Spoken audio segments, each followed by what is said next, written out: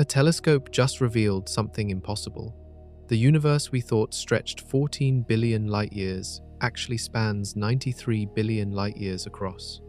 The James Webb Telescope looked into a patch of empty sky and found 800,000 galaxies hiding in the darkness. Galaxies that formed when the cosmos was only 300 million years old. Black holes billions of times more massive than they should be. Structures stretching tens of millions of light-years when there wasn't enough time for them to grow. Everything we believed about the universe's size was wrong. If you're ready to see what's really out there, hit that like button and subscribe. We begin now. Light left this galaxy 280 million years after the Big Bang. It traveled through expanding space for over 13 billion years. Now, James Webb captured it. The galaxy's name is MOMZ-14, and astronomers confirmed its distance in 2025. This single discovery pushed our view of the universe back to a time when everything was still forming, still raw, still impossibly young. Here is what makes this insane. The universe is 13.8 billion years old today. MOMZ-14 existed when only 2% of that time had passed. Think about that ratio. If the universe's entire history was 1 year, this galaxy formed on January 7th. We are looking at cosmic infancy. The discovery happened because James Webb operates differently than older telescopes. It hunts for something called redshift. When light travels across billions of light years, space itself expands. That expansion stretches the light waves, pulling them from visible colors into infrared radiation. The farther away something is, the more its light gets stretched. MOMZ-14 has a redshift value of 14.44. That number means extreme distance. It beat the previous record holder by just 10 million years, which sounds small, but in the early universe, everything changed fast. What shocks scientists is that MOMZ-14 is not a tiny speck. The galaxy is bright. It is actively forming stars during a burst of rapid creation. Nitrogen levels inside it mirror ancient star clusters we see in our own galaxy today, suggesting that star formation worked the same way even back then. This should not be possible according to older models. Galaxies were supposed to grow slowly, carefully, over hundreds of millions of years. MOMZ-14 shows us they did not. James Webb found it by combing through existing images looking for candidates. When astronomers spotted the faint signal, they turned the telescope back toward it in April 2025 for confirmation. The spectroscopy came back clear, confirmed. Not a theory, not a guess. Real data proving this galaxy existed at the edge of what we can observe. Here is the frightening part. MOMZ-14 is probably not the limit.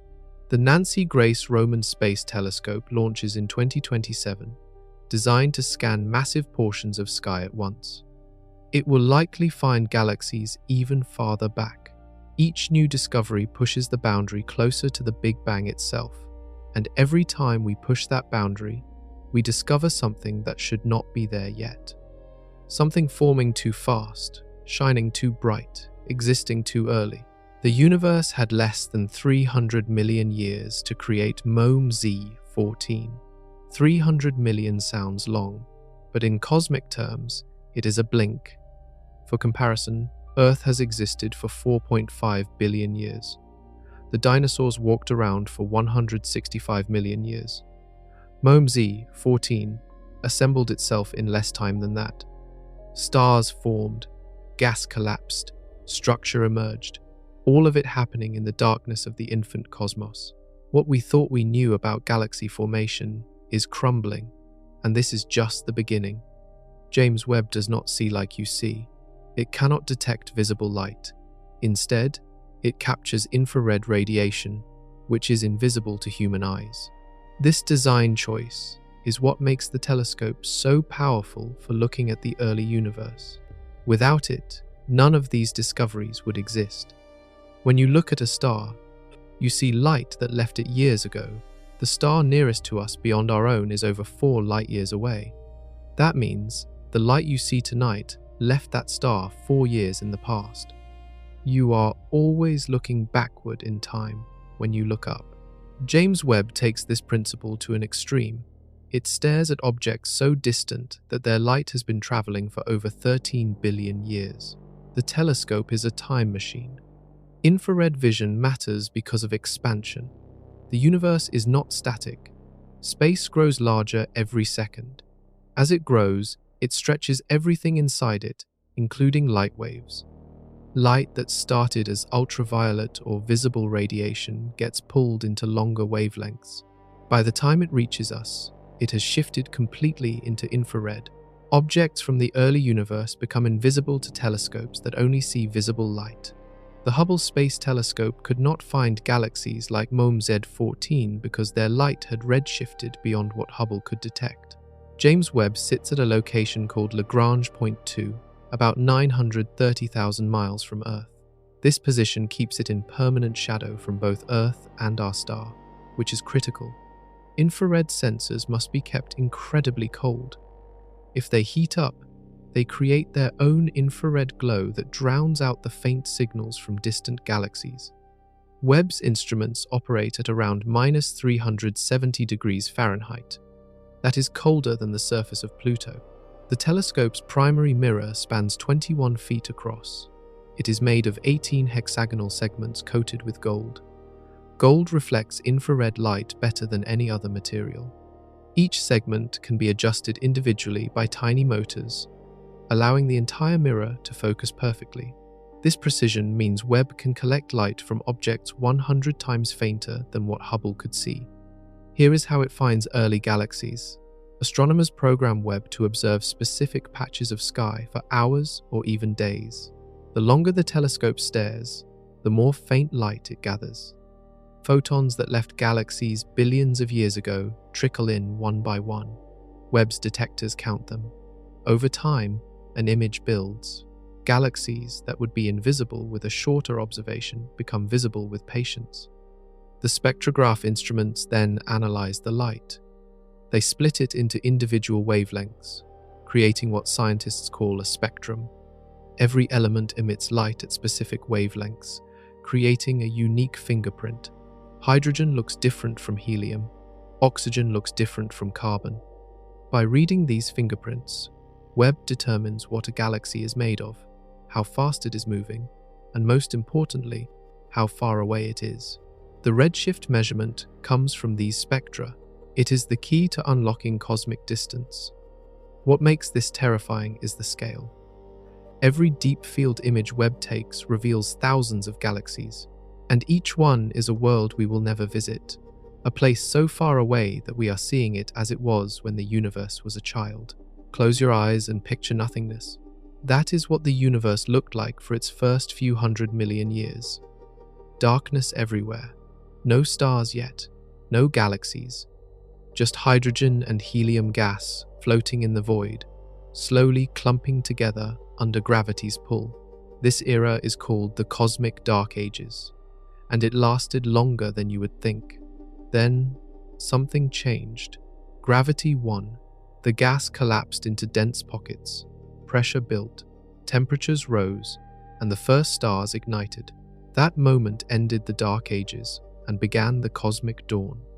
MOMZ-14 formed during this dawn, when light was just starting to flood the universe. 280 million years sounds like a long time. It is not. Not for building a galaxy. Think about the steps required. You need gas clouds to collapse. You need stars to form from that gas. You need those stars to cluster together. You need heavy elements to get created inside those stars, which takes multiple stellar generations. Each step requires time. Yet MOMZ-14 completed all of this in under 300 million years. Here is what the universe looked like back then. Space was smaller, much smaller. Everything was closer together. The average temperature was higher because all that matter was compressed into less volume. Radiation from the Big Bang still filled the cosmos, though it had cooled significantly. Dark matter halos were forming, creating gravitational wells where regular matter could gather. These halos acted like invisible scaffolding for the first galaxies. The gas itself was almost pure hydrogen and helium. No oxygen yet, no carbon, no nitrogen, none of the elements that make up planets or life. Those elements had to be forged inside stars first. When massive stars exploded as supernovas, they scattered heavier elements into space. The next generation of stars incorporated those elements. This process is called stellar nucleosynthesis, and it takes time, multiple cycles, multiple explosions. What confuses scientists is that MOMZ-14 already shows signs of nitrogen. That means at least 1 or 2 generations of stars had already lived and died inside this galaxy. In less than 300 million years, stars formed, burned through their fuel, exploded, enriched the gas around them, and allowed new stars to form with those enriched materials. The timeline is compressed almost impossibly tight. Compare this to our own galaxy. The Milky Way has existed for over 13 billion years. It has had time to go through countless cycles of star birth and death. It has had time to build up a rich inventory of heavy elements. Earth itself contains iron, silicon, gold, uranium, and dozens of other elements that did not exist when the universe was young. All of that material came from ancient supernovas. MOMZ-14 started that same process in a fraction of the time. And it is not alone. James Webb has found over 100 galaxies from this same early period, each one bright, each one actively forming stars, each one challenging the models that predicted galaxies should form slowly. The cosmic dawn was not gradual, it was an explosion of activity. Galaxies appeared fast, shining intensely, transforming the universe from darkness into light within a few 100 million years. And we are only now seeing the evidence, 13 billion years later, because light takes that long to reach us.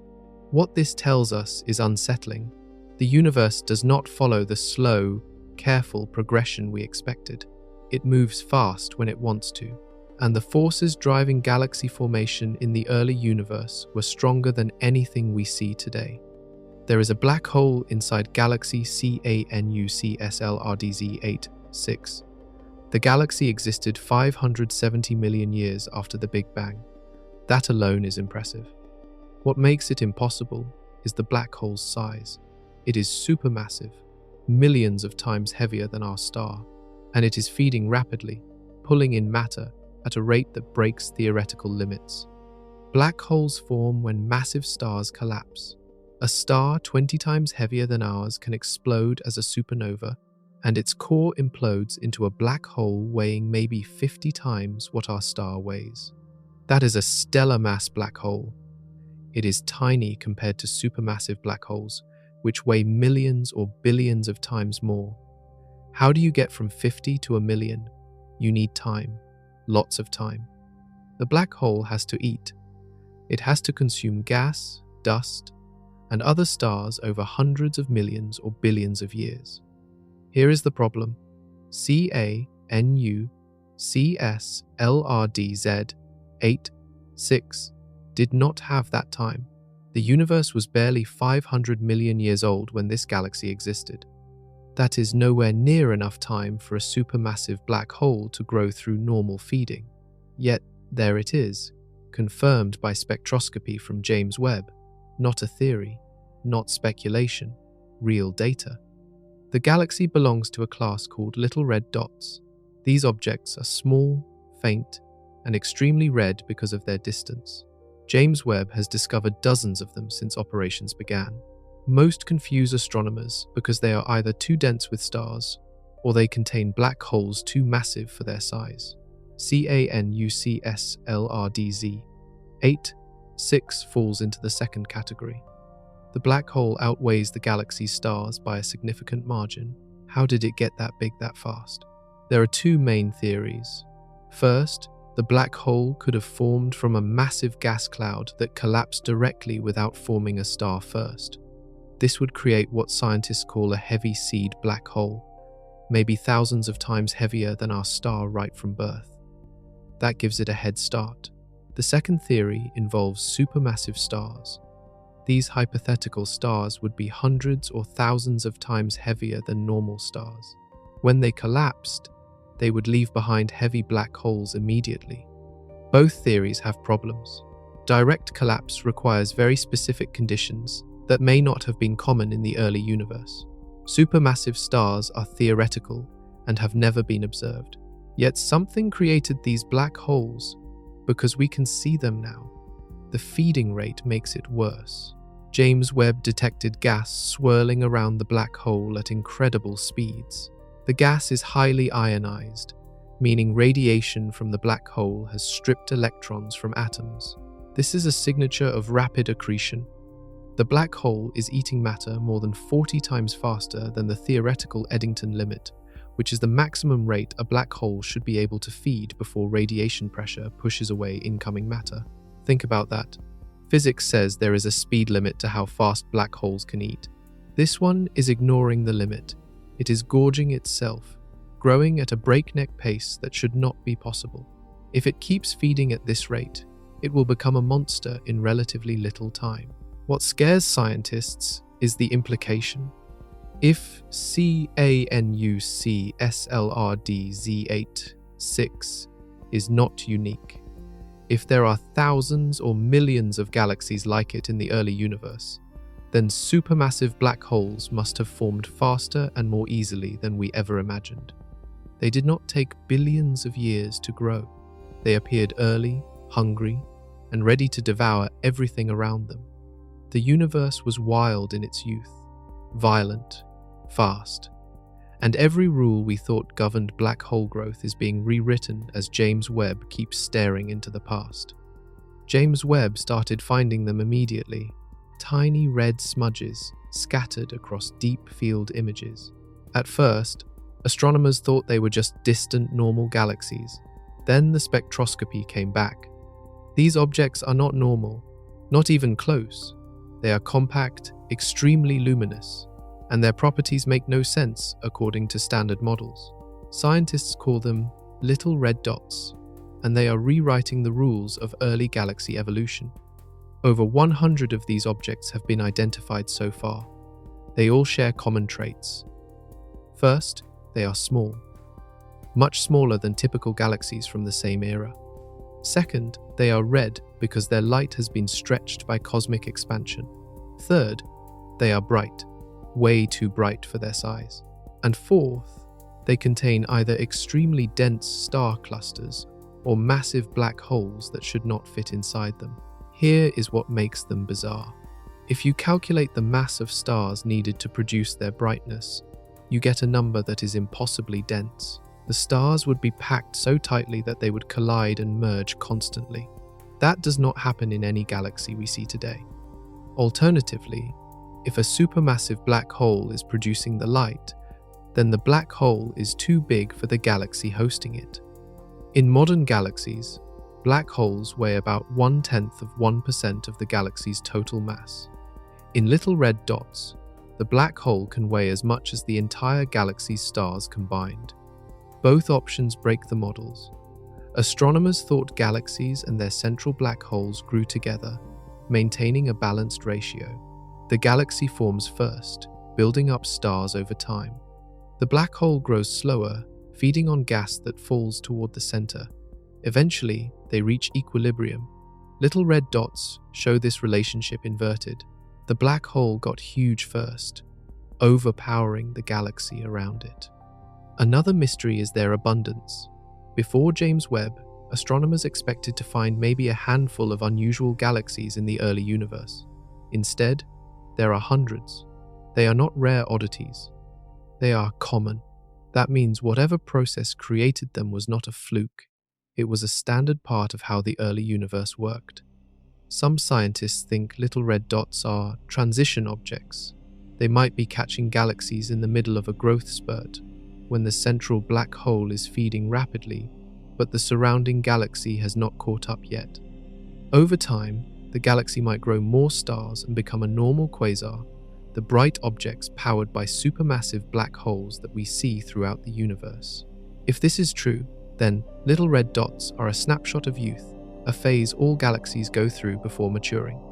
Others think they represent a completely different formation pathway. Maybe some galaxies form black holes first and build stars around them later. Maybe dark matter plays a bigger role than we realized. Maybe the early universe had conditions that allowed black holes to grow faster than they can today. One thing is certain: little red dots are not going away. Every new James Webb observation finds more of them. They appear at multiple distances, meaning they existed throughout the first billion years of the universe. They were not limited to one specific time period. They were everywhere. The most unsettling part is what they say about our models. We built equations to describe how galaxies form. We ran computer simulations to test those equations. The simulations predicted slow, steady growth. They predicted galaxies forming stars over billions of years. They predicted black holes staying small relative to their host galaxies. Little red dots break all three predictions. The universe was not patient in its youth. It was chaotic and fast and intense. Little red dots are the proof, scattered across the sky like cosmic mysteries waiting to be solved. Physics has limits. There are rules about how fast black holes can consume matter. These rules are not suggestions. They are consequences of radiation pressure and gravitational forces. A black hole named LID 568 is ignoring those rules completely, and astronomers have no idea how. The black hole sits at the center of a dwarf galaxy, visible as it existed 1.5 billion years after the Big Bang. James Webb and the Chandra X-ray Observatory both observed it. The data came back clear. LID 568 is feeding at over 40 times the Eddington limit. That limit is the theoretical maximum rate at which a black hole can pull in matter before its own radiation pushes that matter away. Here is how the limit works. When matter falls toward a black hole, it forms a swirling disk around the event horizon. Friction in this disk heats the matter to millions of degrees. Hot matter emits radiation, including intense X-rays. That radiation exerts pressure outward. If too much matter falls in too fast, the radiation pressure becomes strong enough to blow away the incoming material. The black hole essentially chokes itself, preventing faster feeding. This creates a natural speed limit. LID 568 is exceeding that limit by 40 times. 40, not 10% faster, not twice as fast, 40 times. That is like saying a car with a top speed of 100 miles per hour is somehow traveling at 4,000 miles per hour. The physics should not allow it. One possibility is super Eddington accretion. This happens when matter falls in from all directions simultaneously, overwhelming the radiation pressure through sheer volume. Imagine trying to stop a tidal wave with a fan. The wave wins. If enough gas collapses onto the black hole at once, the radiation cannot push it all away fast enough. The black hole gorges itself in a short, intense burst. These feeding frenzies are likely rare and short-lived. A black hole cannot sustain super Eddington accretion for millions of years. The surrounding gas supply would run out. What makes LID 568 important is that astronomers caught it during this brief phase.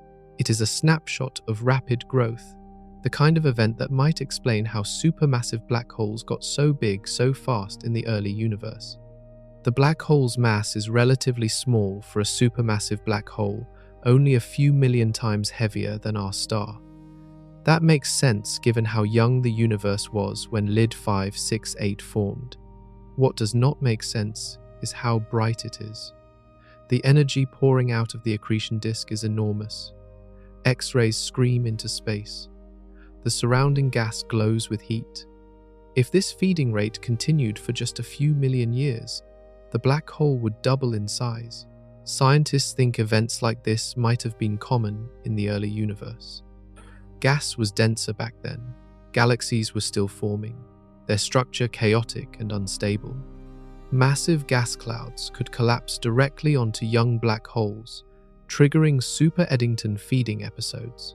Each burst would add significant mass quickly. Over time, through multiple episodes, a black hole could grow from stellar mass to supermassive in far less time than normal accretion would allow. James Webb's discovery of LID 568 is critical because it provides evidence for this theory. Before this, super Eddington accretion was hypothetical. Now we have observed it. We have measured it. We know it happens.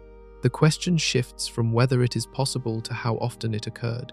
The universe is stranger than the equations suggest. Black holes do not always follow the limits we calculate. Under the right conditions, they break the rules. And in the early cosmos, those right conditions may have been everywhere. Imagine holding a grain of sand at arm's length and looking at the sky. The area that grain blocks contains almost 800,000 galaxies. That is what the Cosmos Webb survey revealed after James Webb spent over 200 hours staring at one patch of space. The survey covered 0.6 square degrees of sky. For reference, the full moon covers about 0.2 square degrees, so we are talking about an area roughly 3 times the size of the full moon. In cosmic terms, this is microscopic, a tiny sliver. Yet within that sliver, James Webb found more galaxies than most people can comprehend. 800,000 galaxies, each one containing billions or trillions of stars. Each one existing at different distances, meaning different times in the universe's history. Some are nearby, showing us galaxies as they look relatively recently. Others are so distant their light left them over 13 billion years ago. The survey essentially created a timeline of cosmic history, all visible in one image. The Cosmos Webb project used James Webb's near-infrared camera and mid-infrared instrument to capture the data. Astronomers chose the Cosmos field specifically because it has very few foreground stars or gas clouds blocking the view. This gives a clear line of sight deep into space. The field has been observed by multiple telescopes over the years, including Hubble, but James Webb's infrared sensitivity allowed it to see galaxies Hubble missed entirely. What makes this survey revolutionary is its combination of width and depth. Many deep field images focus on extremely small areas, maximizing the observation time to see the faintest objects possible. Cosmos Webb sacrificed some depth to cover a larger area, revealing how galaxies are distributed across space. The result is a map showing galactic structures, clusters, and voids spanning billions of light years. The image shows galaxies at every stage of evolution: spiral galaxies with elegant arms, elliptical galaxies that are smooth and featureless, irregular galaxies twisted by gravitational interactions, galaxies in the process of merging, their structures distorted as they collide, and everywhere, little red dots from the early universe, scattered like embers from the cosmic dawn. One unexpected finding is the sheer number of early galaxies. Before James Webb, models predicted far fewer bright galaxies in the first billion years after the Big Bang. The Cosmos Webb survey found 10 times more than expected. This suggests galaxy formation was more efficient and happened faster than theories predicted. The early universe was not empty and quiet. It was crowded and active. The survey also revealed structures forming earlier than anticipated. Galaxy groups and clusters that should have taken longer to assemble are already visible in the early universe. Gravity pulled galaxies together faster than models suggested. The cosmic web, the large-scale structure of the universe with its filaments and voids, was already taking shape when the universe was just a few billion years old. Each galaxy in the image has a story, each one formed through a unique combination of dark matter, gas collapse, and star formation. Some experienced violent mergers, some grew quietly over billions of years. Some are actively forming stars right now, their light showing the glow of young, hot stellar populations. Others are old and dead, their stars long since burned out, their light a ghostly echo of past activity. The Cosmos Webb survey will be studied for years. Astronomers will analyze individual galaxies, measure their distances, study their compositions, and track how they change over time. Every new analysis will refine our understanding of cosmic evolution. Every discovery will add another piece to the puzzle of how the universe grew from the Big Bang's fireball into the structured cosmos we see today. And this is just one patch of sky. There are over 40,000 square degrees across the entire celestial sphere. If every patch contains this many galaxies, the total number in the observable universe exceeds 2 trillion. That number is so large, it loses meaning. We cannot visualize 2 trillion. We can only understand it as a symbol of the universe's incomprehensible vastness. A black hole is moving through space at 2 million miles per hour. It is not orbiting anything. It is not falling toward anything. It is running, fleeing, and it is dragging a trail of newborn stars behind it like a cosmic scar 200,000 light-years long. The black hole weighs 10 million times what our star weighs. That is supermassive by any measure. Yet something kicked it out of its home galaxy with enough force to send it rocketing through space at 3,000 times the speed of sound. James Webb confirmed this discovery in 2025, and astronomers are calling it the first verified runaway supermassive black hole. The object sits in the Cosmic Owl galaxy system, which is actually multiple galaxies in the process of merging. When galaxies collide, their central black holes eventually sink toward the merged galaxy's center. Usually. In rare cases, gravitational interactions can eject one of the black holes entirely. That is what happened here. There are 2 ways to kick out a black hole this massive. First, when 2 supermassive black holes merge, they release gravitational waves. These waves carry momentum, and if they are emitted asymmetrically, they can give the resulting merged black hole a powerful kick. Think of it like recoil from a gun. The black hole gets pushed in one direction at high speed. Velocities can reach thousands of miles per second, more than enough to escape the galaxy's gravity. The second method involves 3 black holes. If a galaxy already had a binary pair of black holes at its center, and a third black hole entered the system during a merger, the interaction becomes unstable. One of the 3 gets slingshot out. This is a 3-body problem, the kind of chaotic gravitational dance that has no stable solution. One black hole always loses and gets ejected. James Webb observed the black hole by detecting a bow shock in front of it. As the black hole plows through intergalactic gas at tremendous speed, it compresses the gas ahead of it, creating a shock wave like a boat moving through water. That shocked gas heats up and glows. The telescope also detected the trail behind the black hole, a long filament where gas is collapsing and forming stars. The black hole's passage triggered star formation along its entire path. This is unprecedented. Stars forming in the wake of a runaway black hole. The gas gets compressed by the black hole's gravity as it passes, and that compression causes collapse. New stars ignite behind the fleeing giant. The trail is visible because young stars are bright. They shine in ultraviolet and visible light, and their light gets redshifted into infrared by the time it reaches us. The speed is mind-boggling, 2 million miles per hour. In 1 second, this black hole travels over 500 miles. It crosses the distance from Earth to our moon in less than 2 minutes.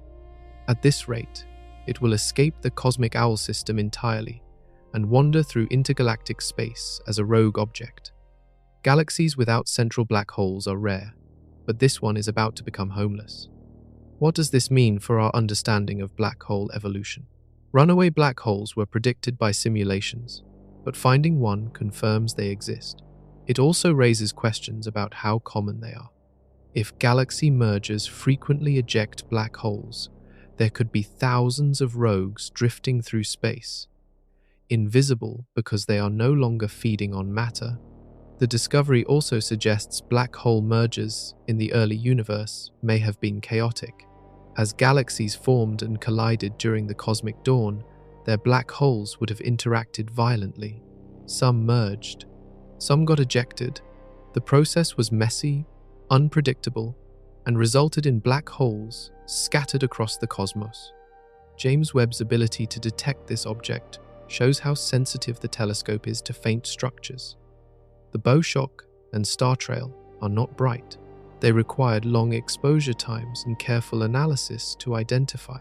Yet, they revealed something no one had seen before: a supermassive black hole in full retreat, racing away from home and leaving a trail of creation in its wake. Two black holes are colliding inside galaxy system ZS7. The system existed 740 million years after the Big Bang. Both black holes are supermassive, each weighing millions of times what our star weighs. They are circling each other, spiraling inward, and they will eventually merge into one even larger black hole. When that happens, the collision will shake space-time itself. James Webb detected the merger by analyzing the spectrum of light from ZS7. The data showed two distinct sources of energetic radiation very close together. Both sources displayed the signatures of accreting black holes, fast-moving gas, intense ionization, and broad emission lines, from atoms swirling at incredible velocities. The two sources are separated by only a few thousand light-years, and they are moving toward each other. This is the most distant black hole merger ever detected. It is also the earliest in cosmic time. Previous mergers have been observed in the modern universe, but never this far back. The discovery confirms that black holes were already colliding and merging when the universe was less than 1 billion years old. This has major implications for how supermassive black holes grew so large so quickly. Mergers are one of the fastest ways to build massive black holes. Instead of slowly accreting gas over millions of years, two black holes can combine their mass in a single event. If mergers were common in the early universe, they could explain how supermassive black holes reached billions of solar masses within the first billion years after the Big Bang. The merger process itself is fascinating. As two black holes orbit each other, they emit gravitational waves. These are ripples in space-time predicted by Einstein's general relativity. The waves carry energy away from the system, causing the orbits to decay. The black holes spiral closer and closer, moving faster and faster until they collide. The final merger happens in a fraction of a second, releasing more energy than all the stars in the visible universe combined. We cannot detect the gravitational waves from ZS7 with current technology. The waves are too faint after traveling over 13 billion light-years. However, future observatories will be able to. The Laser Interferometer Space Antenna, scheduled to launch in the 2030s, is designed specifically to detect gravitational waves from supermassive black hole mergers. When it becomes operational, it will observe events like ZS7 routinely. What makes this discovery critical is that it provides a preview of what LISA will detect. Before James Webb found mergers in the early universe, scientists thought events like ZS7 would be rare. Now they know mergers were common. That means LISA will detect far more gravitational wave events than initially predicted. The rate of black hole mergers in the infant universe was much higher than models suggested. The merger also tells us about galaxy evolution. ZS7 is formed from two galaxies colliding and combining. As the galaxies merge, their black holes sink toward the center of the new combined galaxy. This process is called dynamical friction. The black holes interact with stars and gas, losing energy and spiraling inward. Eventually, they form a binary pair, which then merges. This sequence happens throughout cosmic history. Galaxies collide constantly. The Milky Way is currently on a collision course with the Andromeda Galaxy, and they will merge in about 4 billion years. When they do, their central black holes will eventually merge as well. The process we see in ZS7 is the same process that will happen to our own galaxy in the distant future.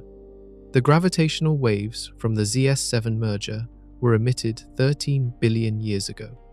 They have been traveling through space ever since, stretching as the universe expanded. By the time LISA detects them, they will have been transformed into long wavelength signals that require space-based detectors to observe.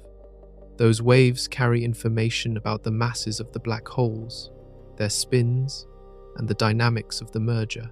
Future astronomers will decode that information to learn details James Webb cannot see. There is a galaxy named JADESGSZ140. It existed 290 million years after the Big Bang. James Webb measured its brightness and determined it is forming stars at an absurd rate.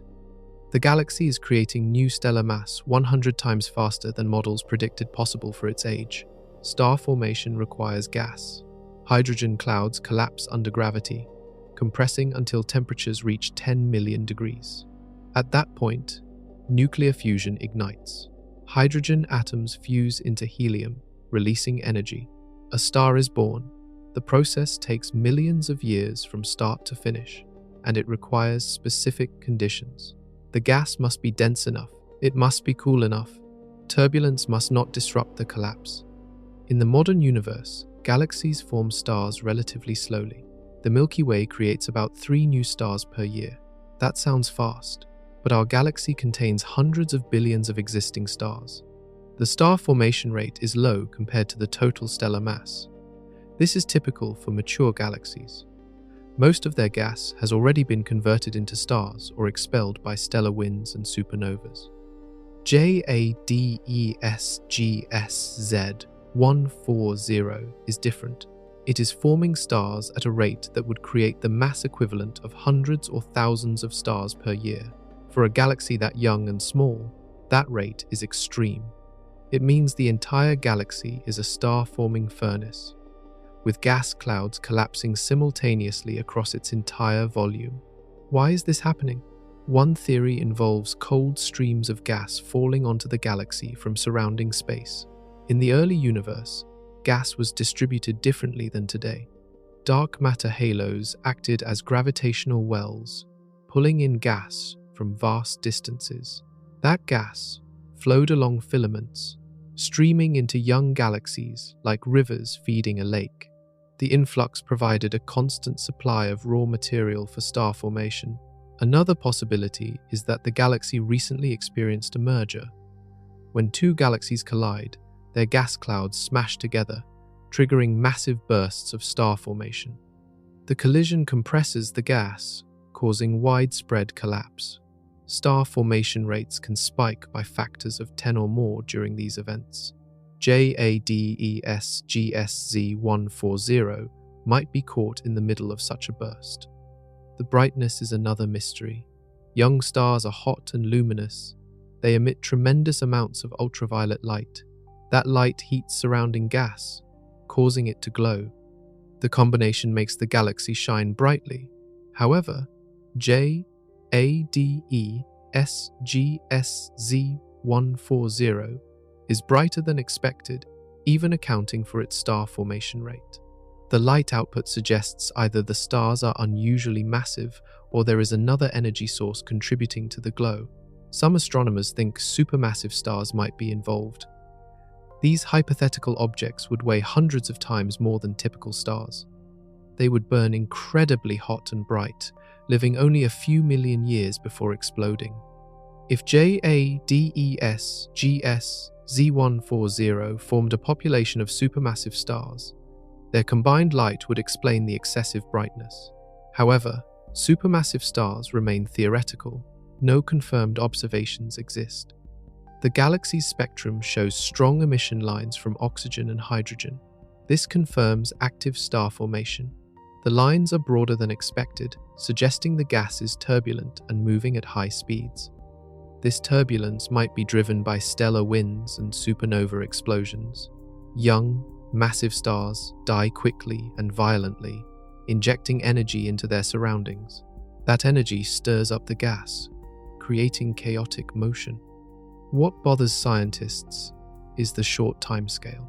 At 290 million years after the Big Bang, the universe barely had time to form the first generation of stars, let alone build a massive star-forming galaxy. JADESGSZ140 should be in its infancy, just beginning to assemble. Instead, it is fully active, producing stars at a breakneck pace. This suggests galaxy formation was more efficient in the early universe than current models predict. Gas collapsed faster. Stars formed quicker. feedback mechanisms that slow star formation in modern galaxies were weaker or absent. The early cosmos was a more productive environment for building galaxies. Every discovery, like JADESGSZ140, forces astronomers to revise their models. The numbers get adjusted, the timelines get compressed, and the picture of the early universe becomes more chaotic, more violent, and more impressive than we ever imagined. The universe is expanding. We have known this since the 1920s. What we do not know is exactly how fast it is expanding. Two different methods give two different answers, and the discrepancy is big enough that it cannot be ignored. Astronomers call this the Hubble tension, and James Webb just confirmed it is real. The expansion rate is measured by a number called the Hubble constant. It tells us how fast galaxies are moving away from us at a given distance. If the Hubble constant is 70, that means a galaxy 1 megaparsec away is receding at 70 kilometers per second.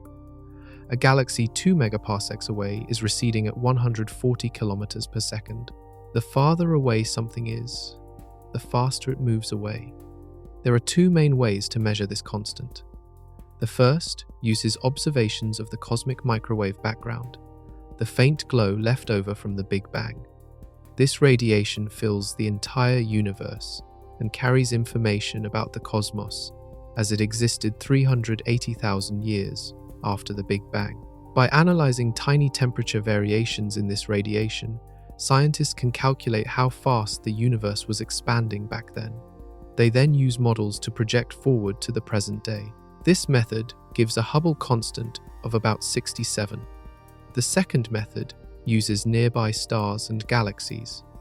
Astronomers measure the distance to galaxies using objects called Cepheid variable stars and type Ia supernovas. Both are well understood and can be used as distance markers. By measuring how fast these galaxies are moving away from us and comparing that to their distance, scientists calculate the Hubble constant directly. This method gives a value of about 73. 6 points is a huge difference. It is not a rounding error. It is not measurement uncertainty.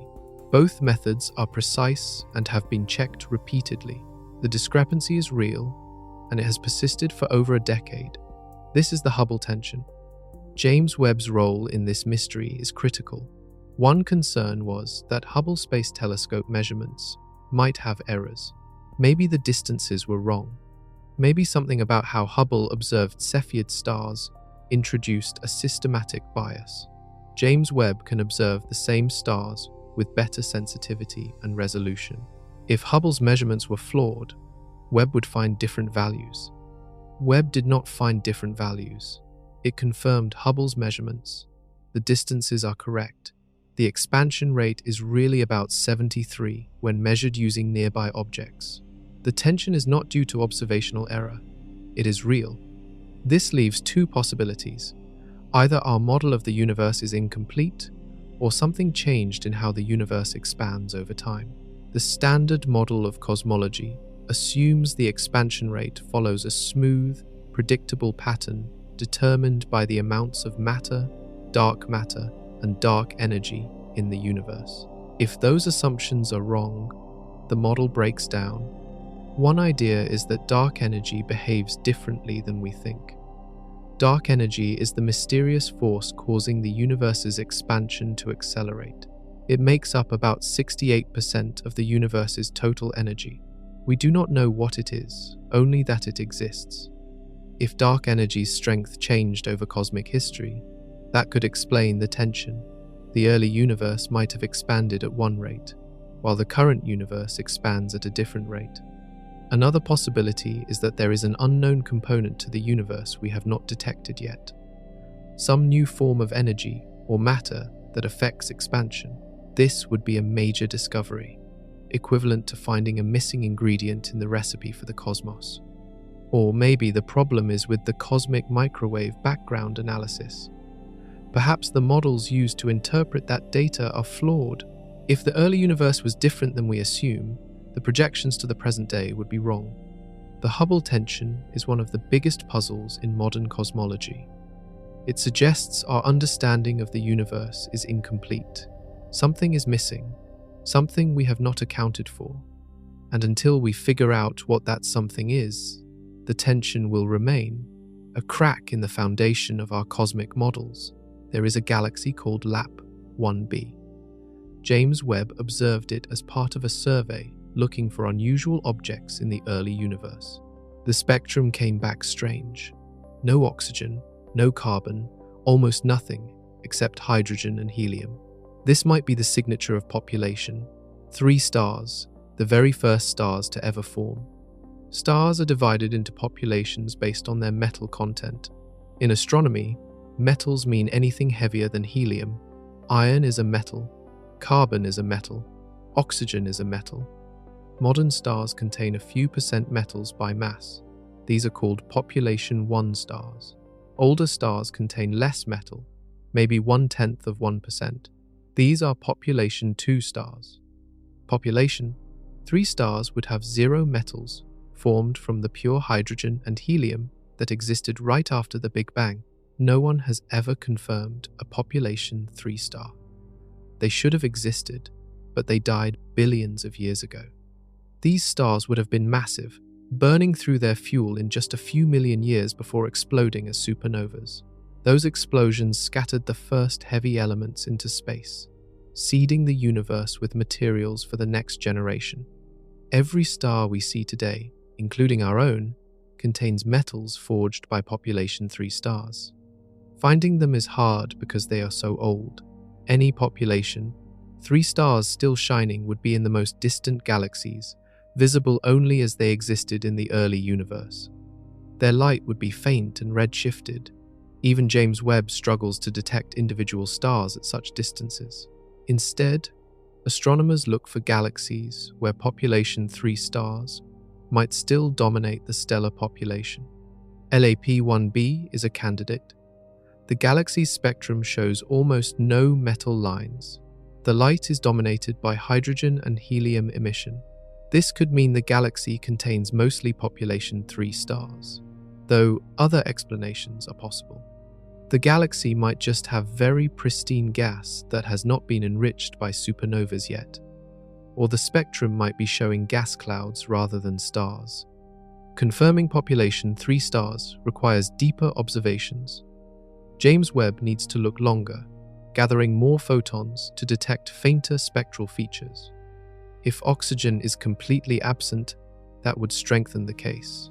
Population 3 stars do not produce much oxygen because they explode before forming it.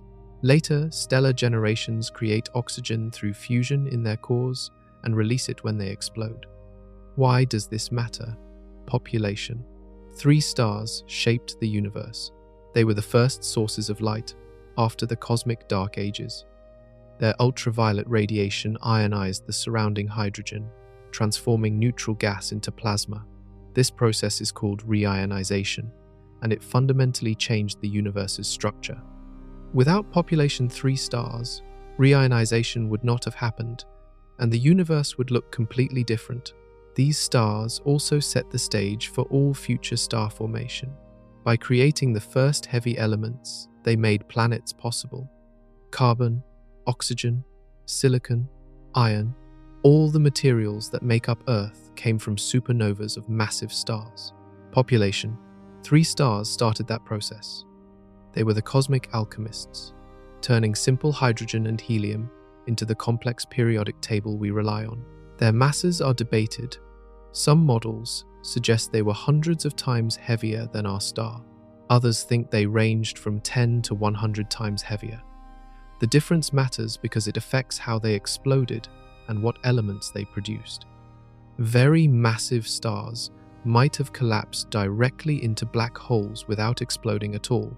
If that happened, they would not have enriched the universe with metals, delaying the formation of later stellar generations. James Webb's discovery of LAP-1b offers a glimpse of what the earliest stars might have looked like. Even if this galaxy turns out not to contain population 3 stars, it shows that James Webb can detect objects pristine enough to be candidates. The telescope will continue surveying the early universe, and eventually, astronomers will find definitive proof of these ancient giants. When that happens, it will complete the story of stellar evolution. We will have observed stars from every era, from the first generation to the current one. We will understand how stars changed the universe from a simple cloud of hydrogen and helium into the rich, complex cosmos we inhabit today. James Webb keeps finding massive galaxies in the first billion years after the Big Bang. These are not small dwarf galaxies just forming their first stars. They are large, well-developed systems containing billions of stars. They should not exist yet. The universe did not have enough time to build them. Galaxy formation is supposed to be a gradual process. Dark matter halos form first, creating gravitational wells. Gas falls into those wells, accumulating over tens or hundreds of millions of years. Eventually, enough gas collects to start forming stars. The galaxy grows slowly, adding more mass over time through continuous star formation and mergers with smaller galaxies. Reaching a mass equivalent to tens of billions of stars should take at least 1 billion years. Yet James Webb found galaxies with exactly that mass at redshifts of 9, 10, even 11. These galaxies existed when the universe was less than 500 million years old. Some appear as early as 300 million years after the Big Bang. Their mere existence challenges the timeline. One example is a galaxy observed at redshift 11. The data shows it contains 10 billion times the mass of our star in the form of stars and gas. This is not a small galaxy. It is comparable in mass to the Large Magellanic Cloud, one of the Milky Way's satellite galaxies. The problem is the age. At redshift 11, the universe was only 400 million years old. Building 10 billion stellar masses in that time requires star formation rates far higher than models predict. The galaxies are not just massive, they are also mature. Their spectra show signs of older stellar populations, meaning the stars have been around for a while. Some galaxies even show evidence of dust, which forms from supernova ejecta. Dust takes time to accumulate. Its presence suggests the galaxy has already gone through multiple cycles of star formation and death.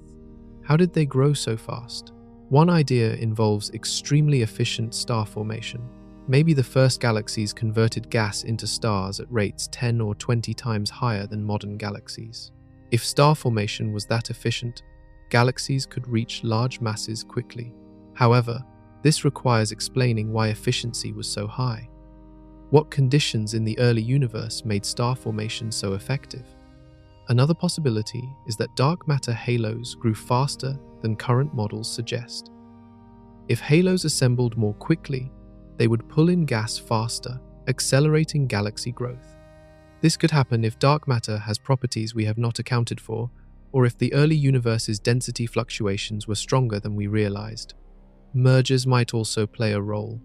If small galaxies formed very early and merged rapidly, they could combine their masses into larger systems in less time. However, mergers alone probably cannot explain the most massive galaxies. The merger rate would need to be incredibly high, and there is not enough time for that many mergers to occur. Some scientists think the observations might be misinterpreted.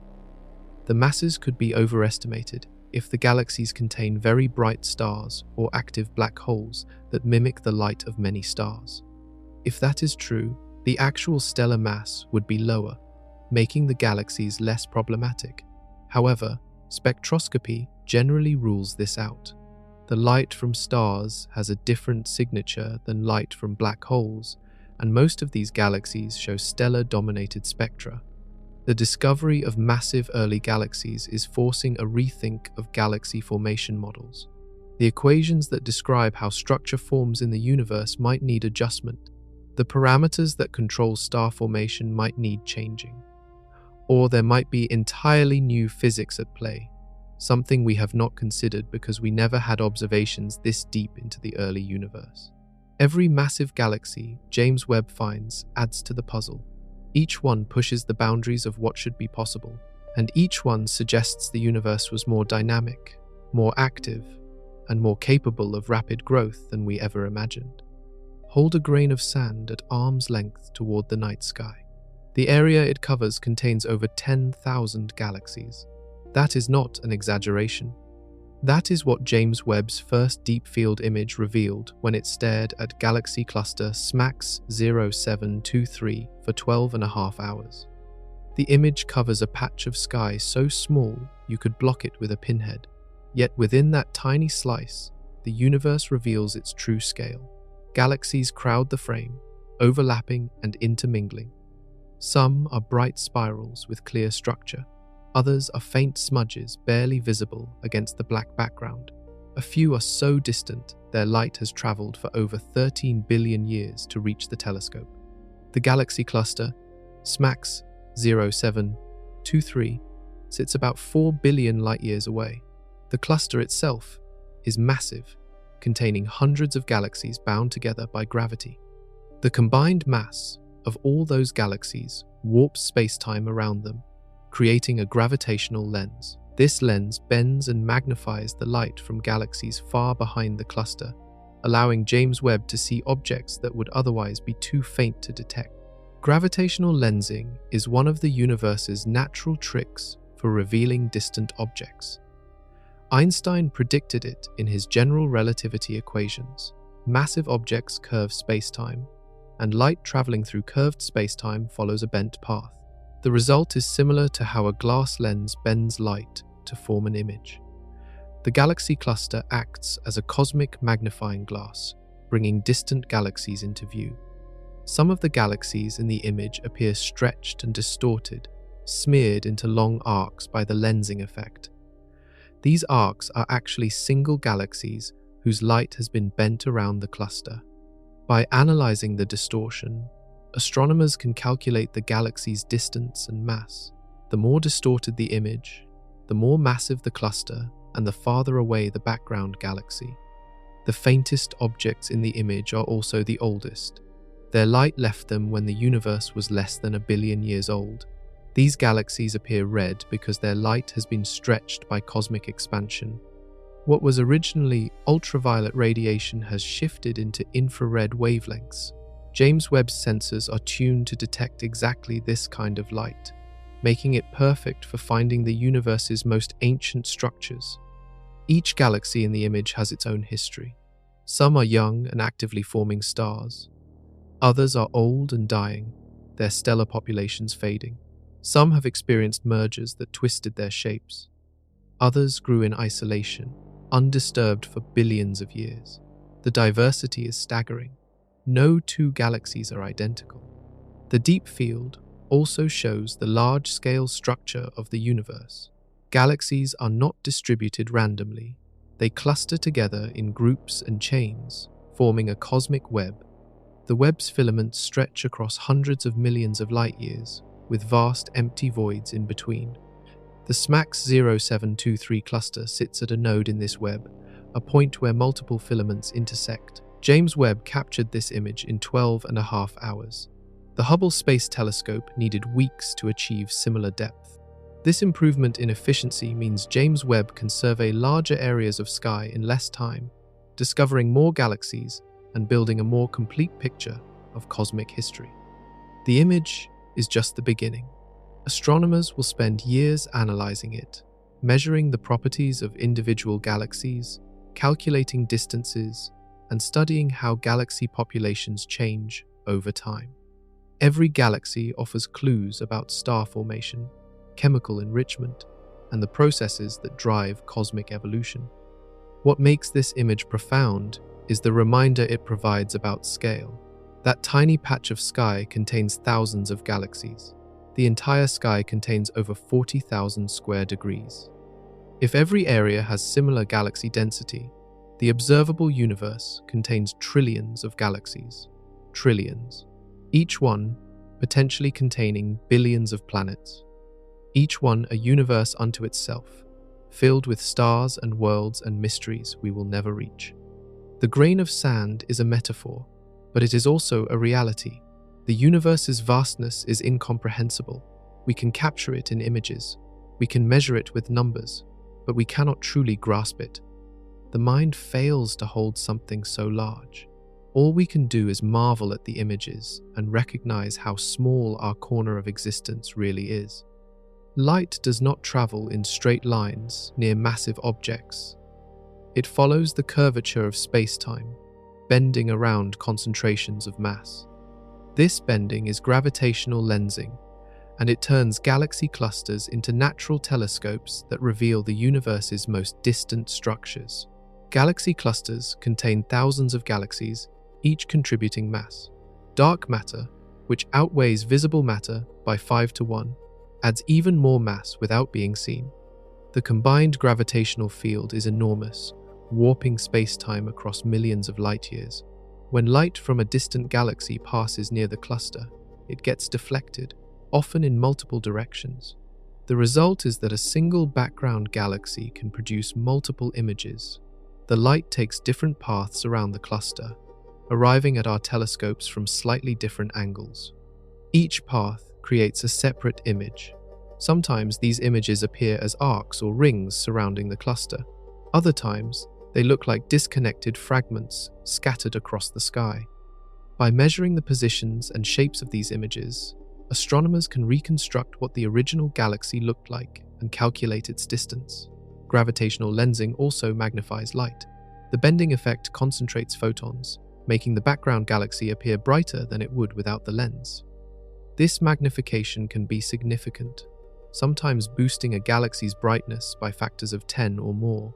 Galaxies that would be too faint for James Webb to detect become visible thanks to the lensing effect. One famous example is the cosmic horseshoe, a nearly complete ring formed by a distant galaxy lensed by a foreground galaxy cluster. The ring is not a physical structure. It is a trick of light, the image of a single galaxy stretched and wrapped around the cluster's gravitational field. Without lensing, this galaxy would appear as a tiny, faint smudge. With lensing, it becomes a spectacular arc visible across the sky. James Webb uses gravitational lensing to push its observations deeper than would otherwise be possible. By targeting galaxy clusters known to produce strong lensing effects, the telescope can see galaxies from the first few 100 million years after the Big Bang. These galaxies are so distant and faint that they would be invisible without the magnification provided by the clusters. One challenge with lensing is that it distorts the image. The galaxy's shape gets stretched, twisted, and fragmented. Reconstructing the original appearance requires sophisticated models that account for the cluster's mass distribution. Astronomers map the cluster's gravitational field by analyzing how it lenses multiple background galaxies. Once they know the field's shape, they can reverse the lensing effect and determine what the galaxies really look like. Another benefit of gravitational lensing is that it probes dark matter. The lensing strength depends on the total mass along the line of sight, including dark matter. By measuring the lensing effect, astronomers can map where dark matter is located in the cluster. These maps reveal that dark matter forms dense concentrations at the cluster's center, surrounded by more diffuse halos extending far beyond the visible galaxies. Sometimes gravitational lensing creates a rare phenomenon called an Einstein ring. This happens when a background galaxy, the lensing object, and the observer are perfectly aligned. The light from the background galaxy gets bent equally in all directions, forming a complete ring around the lensing object. Einstein rings are beautiful and symmetrical, but they are also scientifically valuable. The ring's radius depends on the lensing mass, providing a precise measurement of the cluster's weight. The most powerful lenses in the universe are galaxy clusters in the process of merging. When two clusters collide, their combined mass creates an even stronger gravitational field. These mergers produce extreme lensing effects that can magnify background galaxies by factors of 50 or more. James Webb has observed several merging clusters, revealing galaxies that would be impossible to see any other way. Gravitational lensing is one of the few tools that allows astronomers to study the universe's earliest galaxies in detail. Without it, objects from the cosmic dawn would remain invisible, too faint and too distant for even the most powerful telescopes to detect. The universe has provided us with natural magnifying glasses scattered across the sky, and James Webb is using them to peer deeper into time than ever before. A galaxy named Virgil looked ordinary in visible and ultraviolet light, young, quiet, forming stars at a modest rate. Then James Webb observed it in infrared. The galaxy transformed. At its center sat a massive, heavily obscured supermassive black hole pouring out enormous amounts of energy. The black hole was invisible in normal light because of dust. Thick clouds of dust surrounded the black hole, absorbing its ultraviolet and visible radiation. The dust heated up and re-emitted the energy as infrared light, which James Webb's instruments are designed to detect. This is why the telescope can see things other observatories miss. It looks where others cannot. Virgil is not alone. James Webb has discovered several galaxies with hidden supermassive black holes. These objects appear calm and unremarkable when observed in visible light, but infrared observations reveal intense activity at their cores. The black holes are feeding rapidly, pulling in gas and dust, but the surrounding material blocks the light from escaping in visible wavelengths. This discovery has major implications for understanding black hole demographics. Previous surveys that relied on visible and ultraviolet light may have missed a significant fraction of active black holes. If many black holes are hidden behind dust, then the total number of actively feeding supermassive black holes in the universe is higher than we thought. Why are these black holes so dusty? One reason is that they are still growing. Young galaxies contain more gas and dust than older galaxies. The material that feeds the black hole also obscures it. As the black hole accretes matter, the surrounding disk heats up and emits light, but before that light escapes, it hits dust particles orbiting farther out. The dust absorbs the light and glows in infrared. Another factor is geometry. If the dusty disk around the black hole is viewed edge-on, the dust blocks our view of the center. We see the galaxy's stars and gas, but the black hole itself is hidden. Only by observing in infrared, which penetrates dust more easily than visible light, can we detect the black hole's presence. Virgil's black hole is described as overmassive. The black hole's weight is higher than expected for a galaxy of Virgil's size. In most galaxies, the central black hole weighs about 0.1% of the galaxy's total stellar mass. In Virgil, the ratio is much higher. The black hole is disproportionately large, suggesting it grew faster than the surrounding galaxy. This raises questions about which comes first, the galaxy or the black hole. Traditional models assume galaxies form first, and black holes grow inside them. Virgil suggests the opposite might sometimes be true. Maybe the black hole forms early and grows rapidly, and the galaxy builds up around it over time. If this happens, we would expect to find galaxies like Virgil, where the black hole dominates the mass. The discovery also highlights the importance of multi-wavelength observations. Looking at objects in only one type of light gives an incomplete picture. Virgil appeared one way in visible light and completely different in infrared. To understand the full story, astronomers need data across the electromagnetic spectrum, from radio waves to gamma rays. James Webb's mid-infrared instrument was critical for revealing Virgil's hidden black hole. This instrument operates at wavelengths between 5 and 28 micrometers, well beyond what visible light telescopes can see. At these wavelengths, dust becomes transparent, and the heat from buried black holes becomes visible. How many more hidden black holes are out there? No one knows yet. James Webb has surveyed only a tiny fraction of the sky. As it continues observations, more galaxies like Virgil will likely be found. Each discovery adds to our understanding of how black holes and galaxies evolve together. The universe is full of secrets, and many are hidden behind veils of dust. James Webb is pulling back those veils one by one, revealing the structures and processes that shape cosmic evolution. What we thought we knew about galaxies is changing. The old picture, based on visible light alone, is incomplete. The new picture, enriched by infrared observations, is stranger and more complex than we imagined. James Webb found a problem. Early galaxies are too bright, not just a little brighter than predicted, but 10 times brighter. This is not a minor discrepancy. It means something fundamental is wrong with the models that describe how galaxies form and evolve in the first billion years after the Big Bang. The models are sophisticated. They incorporate dark matter, gas dynamics, star formation, and feedback from supernovas and black holes. Cosmologists run these models on supercomputers, simulating billions of years of cosmic history. The simulations predict how many galaxies should exist at different times and how bright those galaxies should be. Before James Webb, the predictions matched observations reasonably well. Hubble found galaxies in the early universe, and their numbers and brightness aligned with expectations. Then James Webb looked deeper, and the picture changed.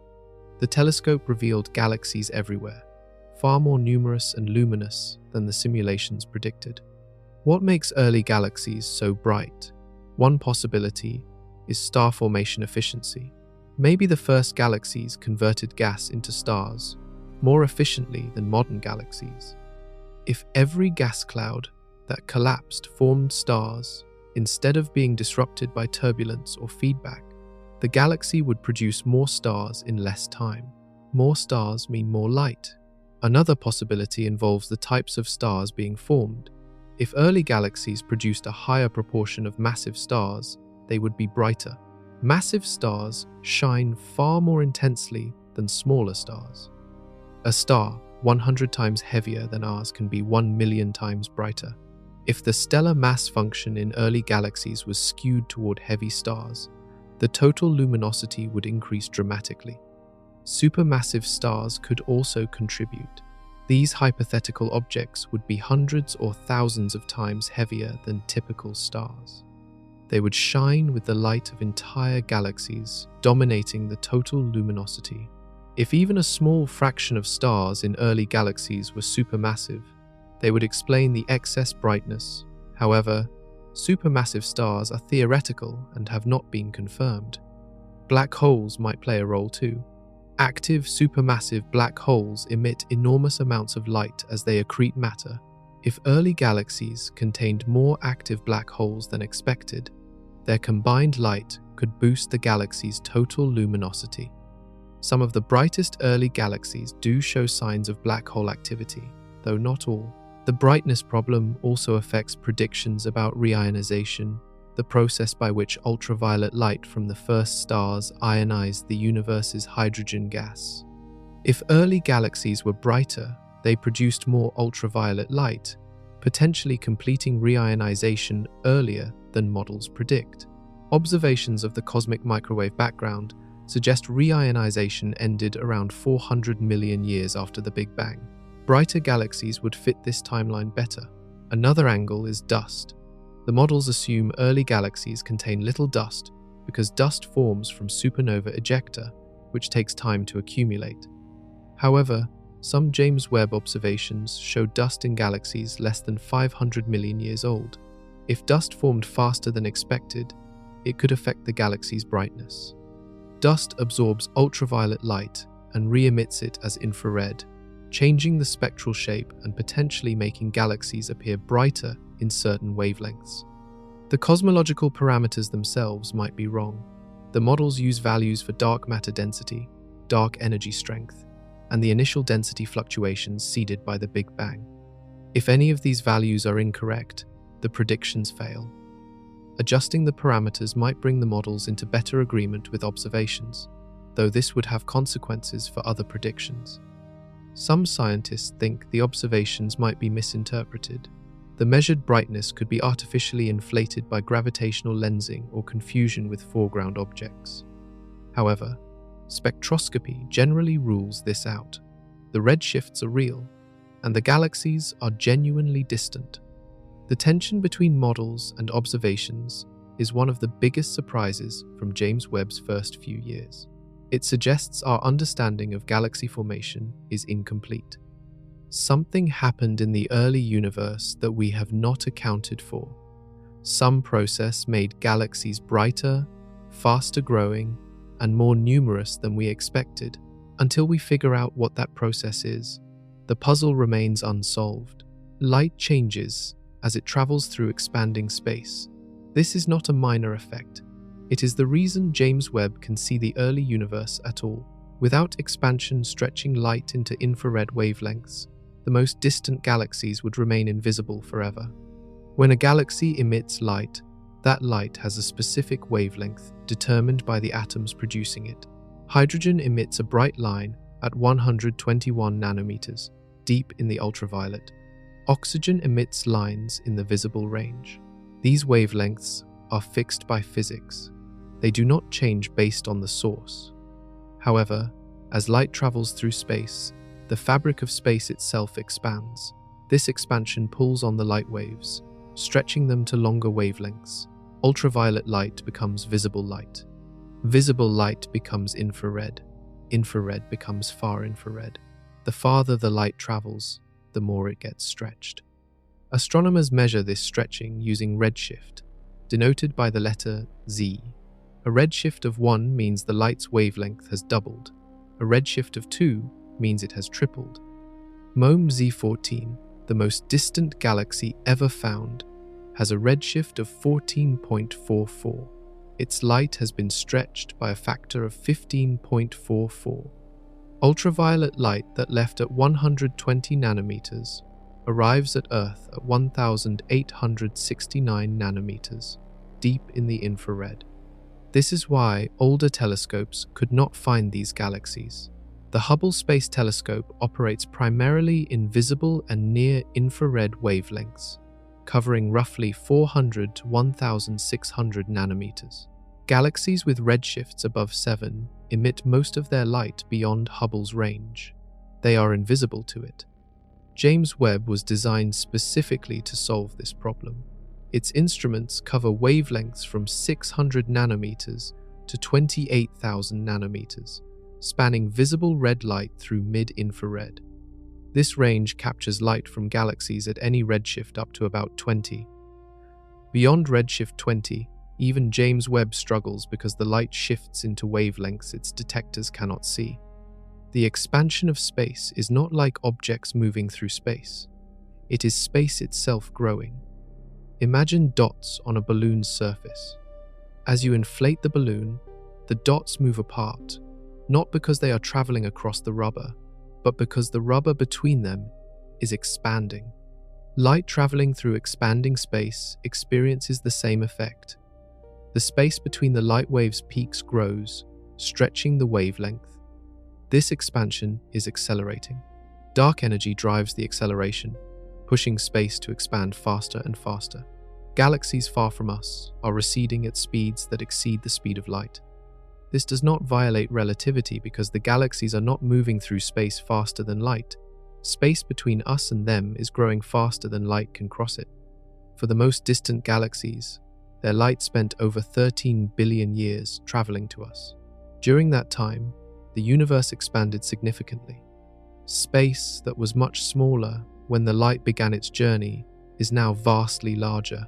The light waves stretched along with that expansion, transforming into infrared radiation by the time they reach James Webb's mirrors.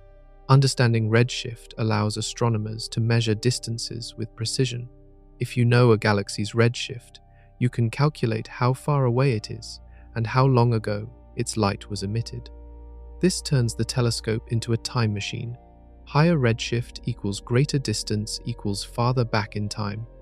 The most extreme redshifts James Webb has detected are around 14 to 15. These correspond to galaxies seen as they existed just a few 100 million years after the Big Bang. The light from these galaxies has traveled across 99% of the observable universe to reach us. It has been stretched by factors of 15 or more, shifting entirely out of the visible spectrum. Without this stretching, we could never see the early universe. The galaxies would emit ultraviolet light that Earth's atmosphere absorbs before it reaches the ground. Even space-based telescopes operating in ultraviolet could not see them because the distances are too great and the light too faint. Redshift transforms that ultraviolet light into infrared, a wavelength range where James Webb excels. The universe is revealing itself to us not in the light it originally emitted, but in the transformed, stretched, ancient radiation that has crossed billions of light years of expanding space. Every photon James Webb collects carries the signature of cosmic expansion imprinted on its wavelength. There is a galaxy where the black hole outweighs the stars, not by a small margin. The black hole's mass equals or exceeds the combined mass of every star in the galaxy. This should not be possible. Galaxies are supposed to dominate. Black holes are supposed to be minor components, residing at the center but contributing little to the total mass. CANUCSLRDZ86 breaks this rule. The galaxy's stars weigh a few 100 million times what our star weighs. The central black hole weighs at least that much, possibly more. The ratio is completely inverted from what we see in modern galaxies. It is as if the black hole formed first and the galaxy is an afterthought. This ratio is called the black hole to stellar mass ratio. In the Milky Way, the central black hole weighs about 4 million times what our star weighs. The galaxy's total stellar mass is around 60 billion times our star's mass. The ratio is roughly 1 to 15,000. The black hole is a tiny fraction of the total. In typical massive galaxies, the ratio is higher. The central black holes weigh more, sometimes reaching billions of solar masses. However, the galaxies also weigh more, maintaining a similar proportion. The heaviest black holes sit inside the heaviest galaxies. The relationship holds across billions of years of cosmic time. Except in the early universe, James Webb has found multiple galaxies where the black hole dominates. These little red dots consistently show black holes that are too massive for their hosts. The relationship between black hole mass and galaxy mass appears broken in the first billion years after the Big Bang. How did this happen? One theory suggests black holes formed from massive gas clouds that collapsed directly without forming stars first. These direct collapse black holes would start heavy, maybe thousands or tens of thousands of times our star's mass. Once formed, they would begin accreting matter rapidly, growing even larger. Meanwhile, the surrounding gas would form stars more slowly. The black hole gets a head start, and the galaxy never catches up. Another theory involves supermassive stars. If the first stars were hundreds or thousands of times heavier than typical stars, they would collapse into massive black holes when they died. These seed black holes would already be large, giving them an advantage in the race to accumulate mass. A third possibility is that star formation was suppressed near the black hole. As the black hole feeds, it emits intense radiation and powerful winds. This energy can heat and blow away nearby gas, preventing it from collapsing into stars. The black hole grows by eating the gas that would otherwise form stars, naturally leading to a high black hole to stellar mass ratio. The discovery of overmassive black holes has implications for understanding how modern quasars formed. Quasars are the brightest objects in the universe, powered by supermassive black holes weighing billions of times our star's mass. These quasars exist at redshifts as high as 7, meaning they formed when the universe was less than 1 billion years old. Growing black holes that large that quickly requires extreme feeding rates or massive seed black holes. If early galaxies routinely produced overmassive black holes, then the building blocks for quasars were in place very early. The little red dots that James Webb sees might be the progenitors of quasars, caught in an early phase of their evolution before the host galaxy has grown to match the black hole's mass. Over time, these systems likely evolved into more balanced configurations. The black hole's feedback eventually slows its own growth by heating and expelling nearby gas.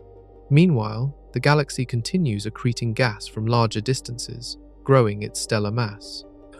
Eventually, the black hole to stellar mass ratio decreases, approaching the values we see in modern galaxies.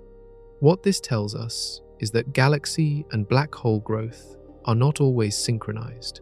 In the early universe, black holes sometimes got ahead. They grew faster than their hosts, dominating the mass budget. This is opposite to what happens in the local universe, where galaxies grow first and black holes remain small. The universe's youth was a time of imbalance and extremes. Forces that later settled into equilibrium were still competing. Black holes had advantages they later lost, and the evidence is scattered across the sky in the form of galaxies where black holes rule and stars are an afterthought. For hundreds of millions of years after the Big Bang, the universe was dark, completely dark. No stars existed, no galaxies, just neutral hydrogen gas filling all of space, cooling as the universe expanded. This era is called the Cosmic Dark Ages, and it ended when the first stars ignited. That moment, when light flooded the cosmos for the first time, is called the Cosmic Dawn. It happened roughly 150 to 300 million years after the Big Bang. Gravity pulled gas into dense clumps, pressure built, temperatures rose, fusion ignited, and stars began to shine. The first stars were different from modern stars. They formed from pure hydrogen and helium with no heavier elements. This affects their structure and evolution. Without metals to facilitate cooling, the gas clouds could not fragment into small pieces. They collapsed into larger, more massive objects. The first stars were likely 50 to several hundred times heavier than our star. These massive stars burned incredibly hot and bright. They emitted huge amounts of ultraviolet radiation, far more than smaller stars produce. This radiation began to ionize the surrounding hydrogen gas. Neutral hydrogen atoms absorbed the ultraviolet photons, losing their electrons and becoming ionized plasma. A bubble of ionized gas formed around each star, growing larger as more photons streamed out. At first, these bubbles were isolated. Stars formed in scattered locations across the universe, each creating its own ionization zone. The regions between remained dark and neutral. Over time, more stars formed, more bubbles appeared. Eventually, the bubbles began to overlap, merging into larger ionized regions. This process is called reionization. It transformed the universe from a neutral gas-filled void into an ionized plasma. Reionization took hundreds of millions of years to complete. Early on, only small patches of space were ionized. By about 400 million years after the Big Bang, most of the universe had been reionized. The cosmic dawn transitioned into the cosmic noon, an era of intense star formation and galaxy growth. James Webb is observing galaxies from the cosmic dawn. These galaxies contain the descendants of the first stars. Some may still harbor a few population 3 stars, though most have already died. What we see in these galaxies is the early phase of structure formation, when the universe was just beginning to light up. The light from these galaxies is faint and redshifted. It has traveled across 13 billion light-years of expanding space to reach us. When the light left those galaxies, the universe was young and small. Now, it is old and vast. The light carries information about what conditions were like during the cosmic dawn, encoded in its spectrum and brightness. Observations of the cosmic dawn help answer fundamental questions. How quickly did the first stars form? How massive were they? How efficiently did they ionize the surrounding gas? These questions affect our understanding of everything that came after. The first stars set the stage for all subsequent cosmic evolution. Reionization also affected how later galaxies formed. Once the universe was ionized, small clumps of gas could not easily collapse to form stars. The ionized gas has higher pressure, resisting gravitational collapse. This suppressed star formation in low-mass halos, preventing the formation of very small galaxies. Only halos above a certain mass threshold could continue forming stars efficiently. This threshold explains why modern dwarf galaxies are less common than dark matter simulations predict. Dark matter halos of all sizes should exist, but only the larger ones can form visible galaxies in an ionized universe. The smallest halos remain dark, filled with gas that never cooled enough to form stars. The cosmic dawn was a turning point. Before it, the universe was simple: hydrogen, helium, dark matter, and radiation. After it, the universe became complex. Stars, galaxies, heavy elements, and the structures we see today. That transition happened in just a few 100 million years, a brief moment in cosmic history. James Webb is witnessing the aftermath of that transition. Every galaxy it sees from the first billion years carries echoes of the cosmic dawn. The light of the first stars, now long dead, shaped the galaxies we observe today. Their legacy is written in the distribution of elements, the structure of galaxies, and the ionization state of intergalactic gas. The universe went from darkness to light in the blink of a cosmic eye, and we are only now seeing the glow of that awakening, 13 billion years delayed by the time it took light to cross the universe. Galaxy clusters are the largest gravitationally bound structures in the universe. They contain hundreds or thousands of galaxies held together by gravity. The combined mass is enormous, weighing as much as a quadrillion stars. That mass warps space-time so severely that it bends light from background objects, creating a natural telescope. This effect is called strong gravitational lensing. Light from a distant galaxy passes through the curved space-time around a cluster. The curvature deflects the light, changing its path. From our perspective, the galaxy's image appears distorted, magnified, and sometimes multiplied. We see arcs, rings, and multiple copies of the same object.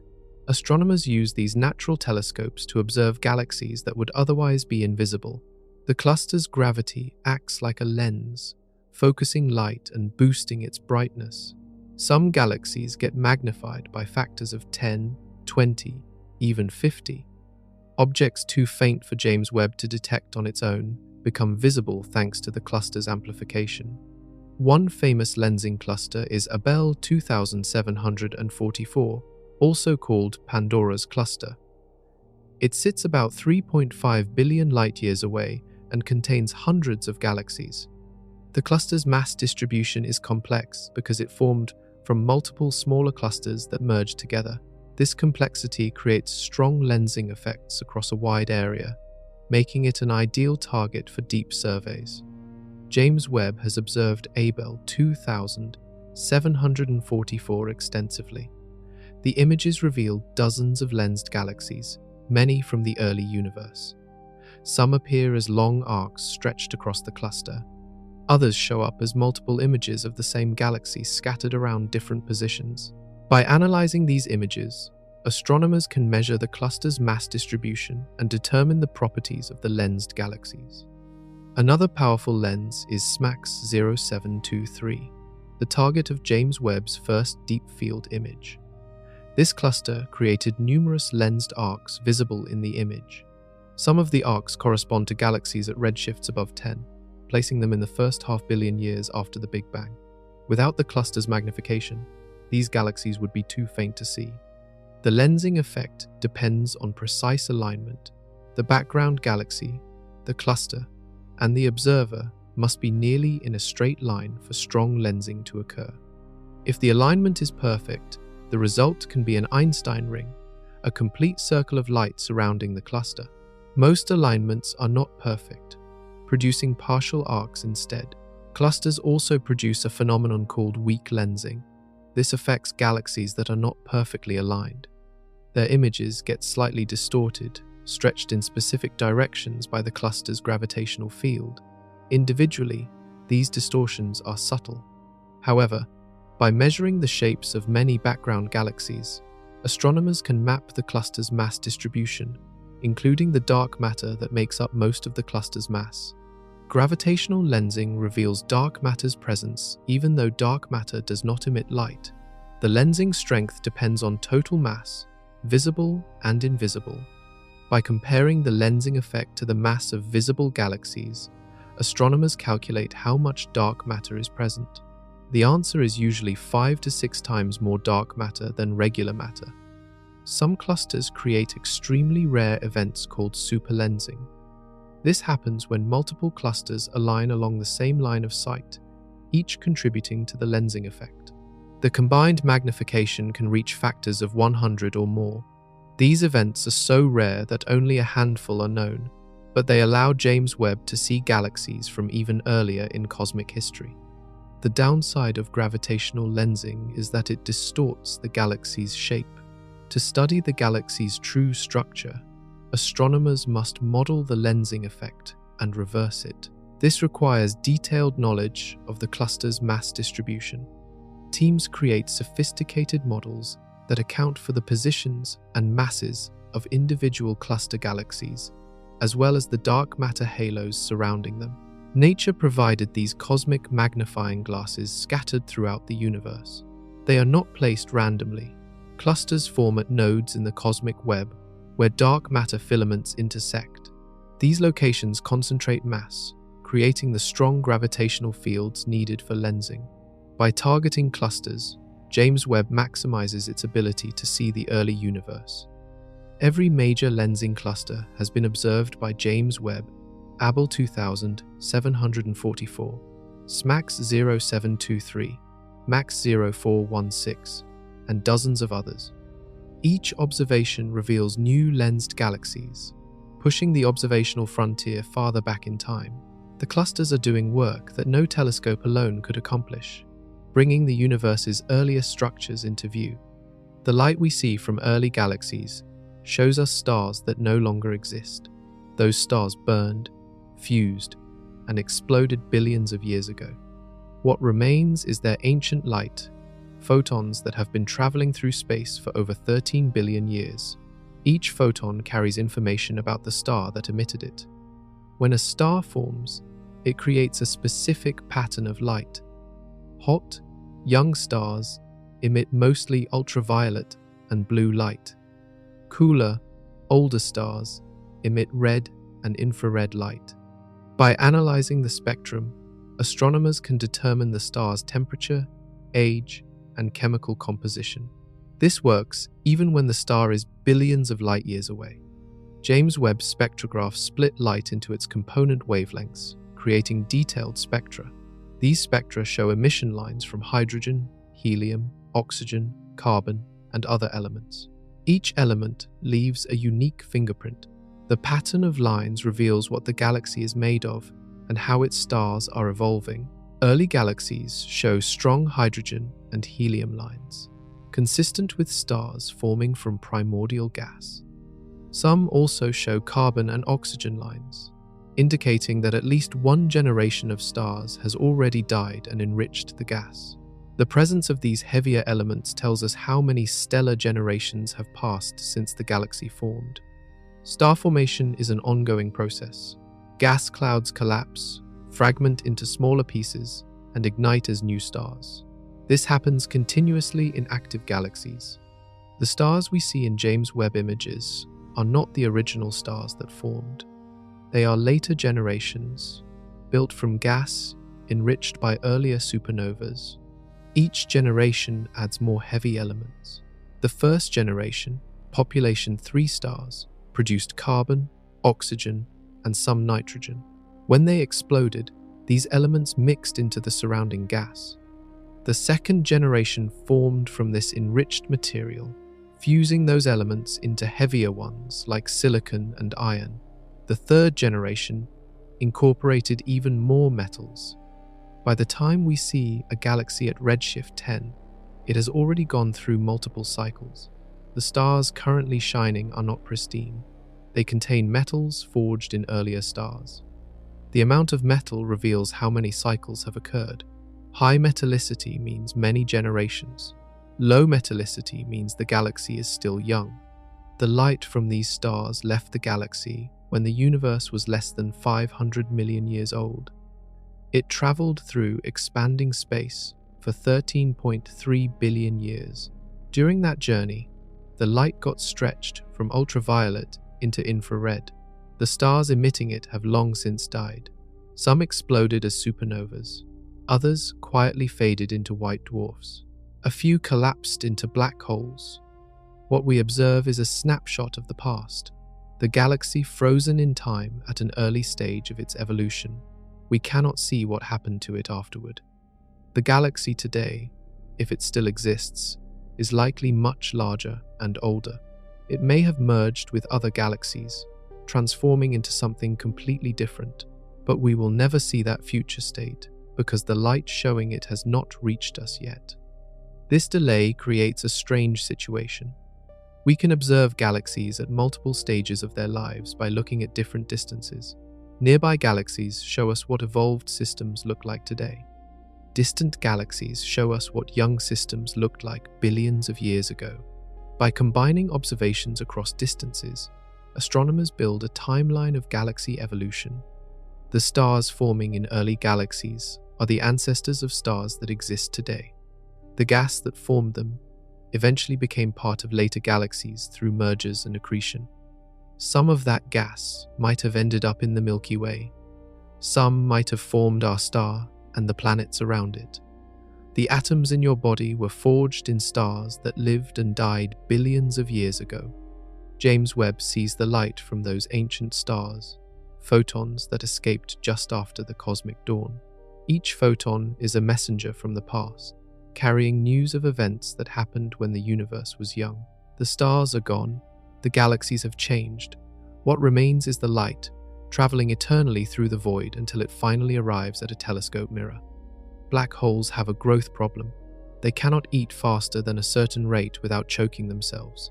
The limit is called the Eddington limit, and it depends on radiation pressure. As matter falls into a black hole, it heats up and emits light. That light pushes outward, counteracting gravity. If the light is strong enough, it blows away incoming matter, limiting how fast the black hole can grow. The math is straightforward. A black hole weighing 1 million times our star's mass can grow by about 1% every million years at the Eddington limit.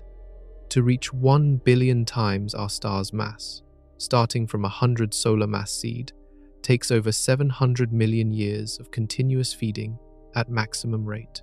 This is barely enough time if the black hole forms immediately after the Big Bang and feeds non-stop. Yet, James Webb finds black holes weighing hundreds of millions or billions of solar masses at redshifts above 7. These black holes existed when the universe was less than 700 million years old. The timeline is too short. Even feeding at the maximum theoretical rate, starting from stellar mass seeds, they should not be that large yet. This suggests either the seeds were larger than expected or the growth rate exceeded the Eddington limit. Both possibilities challenge standard models. Large seed black holes require special formation mechanisms like direct collapse or supermassive stars. Super Eddington accretion requires conditions that overcome radiation pressure. Some models propose that black holes formed from collapsing gas clouds rather than dying stars. If a massive cloud of gas, weighing tens of thousands of times our star's mass, collapsed directly into a black hole without forming stars first, it would create a heavy seed. This gives the black hole a significant head start. Growing from 10,000 solar masses to 1 billion takes much less time than growing from 100. Direct collapse requires specific conditions. The gas must be metal-free because metals help gas cool, allowing it to fragment into stars before collapsing completely. The gas must also be exposed to a strong radiation field that prevents hydrogen molecules from forming. Without molecules, the gas cannot cool efficiently, forcing it to collapse into a single massive object. These conditions might have been common in the early universe. The first stars produced intense ultraviolet radiation that kept nearby gas clouds hot. As these clouds collapsed, they could form direct collapse black holes.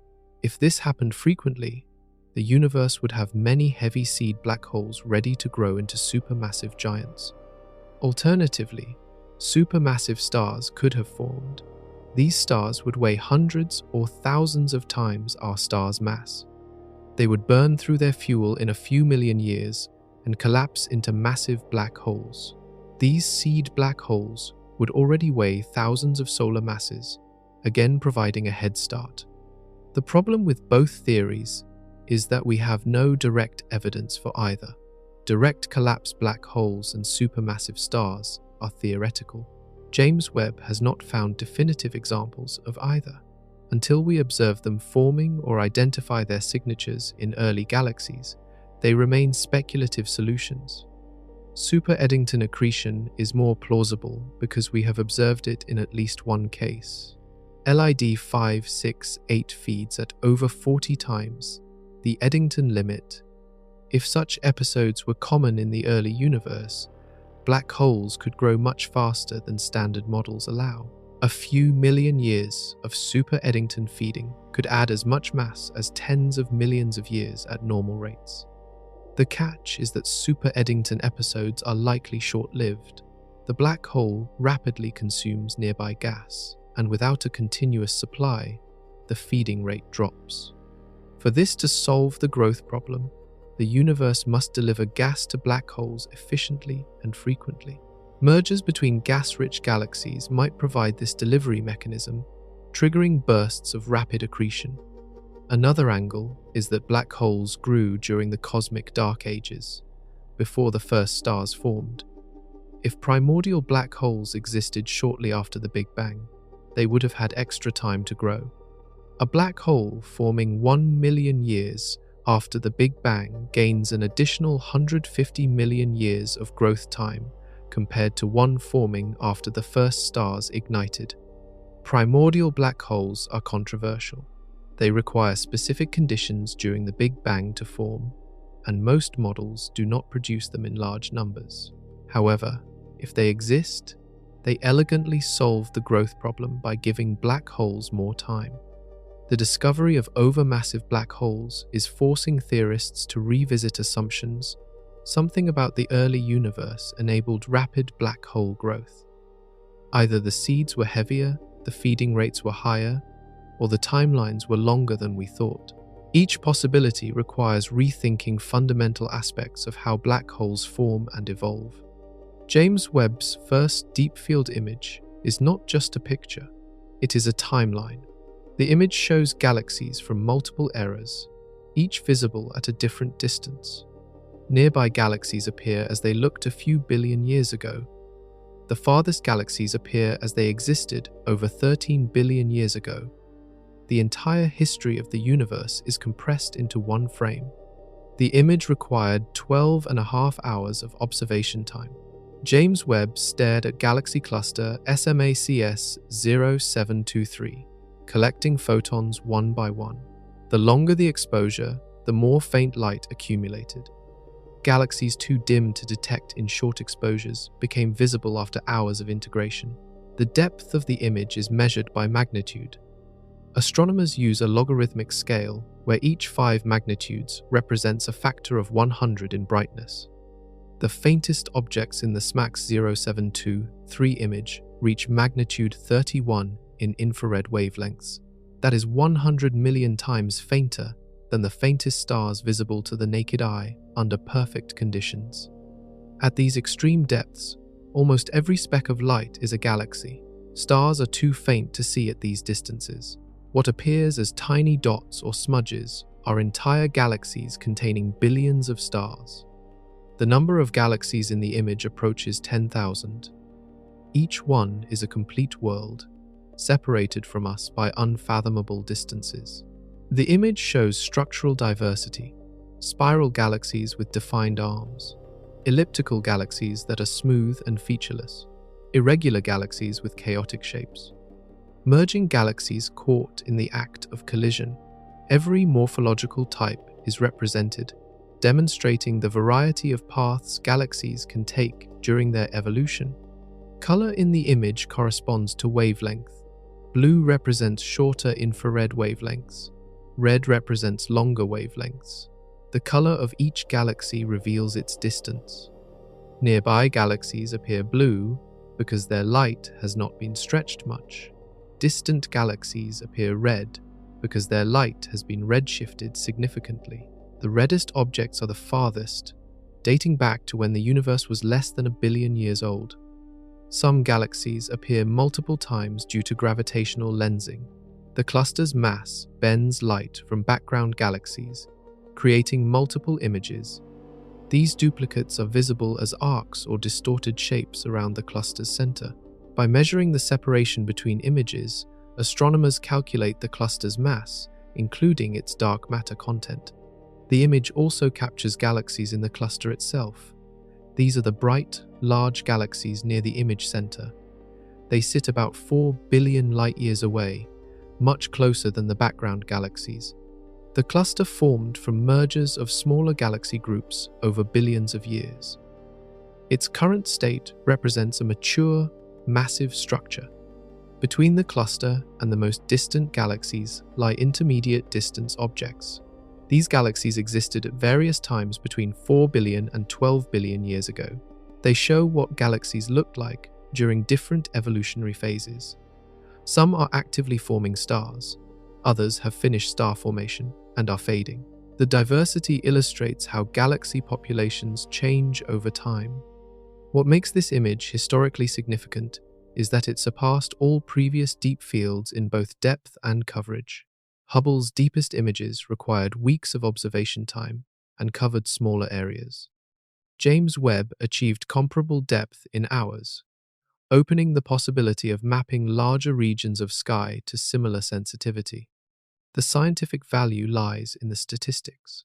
With thousands of galaxies visible, astronomers can measure how galaxy properties change with distance and time.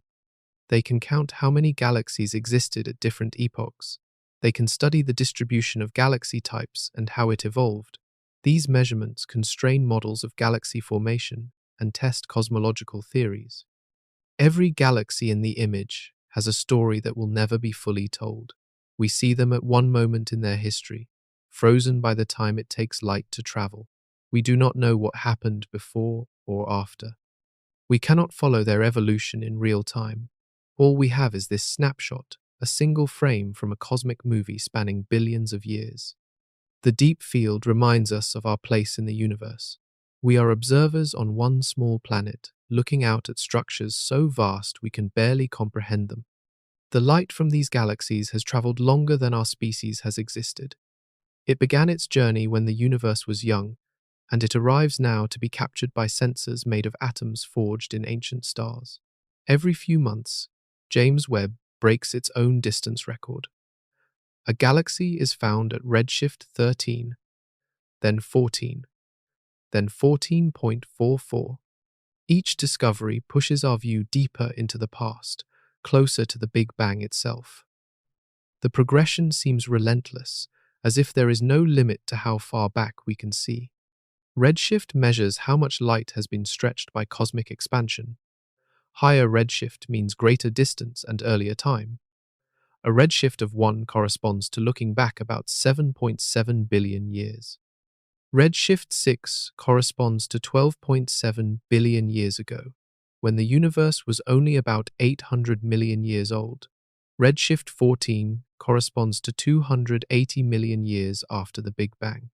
Each increment in redshift becomes harder to achieve. Going from redshift 0 to 1 is relatively easy.